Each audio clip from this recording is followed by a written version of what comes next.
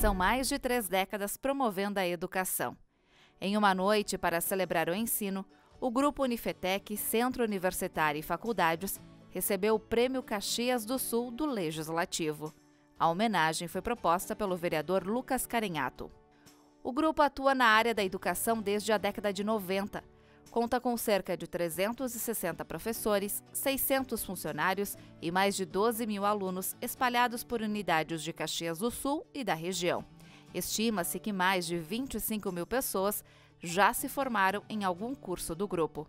Além de cursos técnicos e superiores, conta também com colégio de alto desempenho, surgido da necessidade de formar capital humano diferenciado já a partir do ensino médio.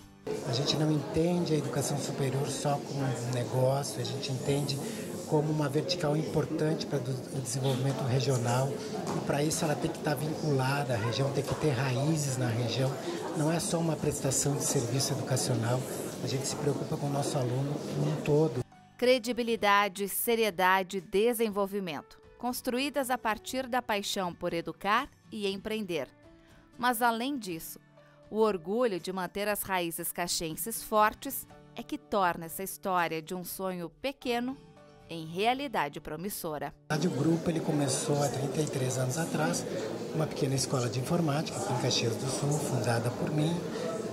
Esse grupo expandiu, a gente foi para e passo, como a gente diz, subindo uma escadinha, ampliando esses cursos de informática para outras cidades do Brasil. Depois criamos uma escola técnica, depois uma rede de faculdade de tecnologia e mais recentemente fomos credenciados como centro universitário.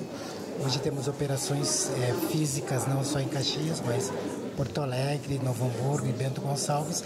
Atuamos também na educação à distância com vários polos aí em várias partes do Brasil. Na plateia, alunos, professores, colaboradores, familiares, amigos reiteraram em uma noite muito especial que somente a educação leva além.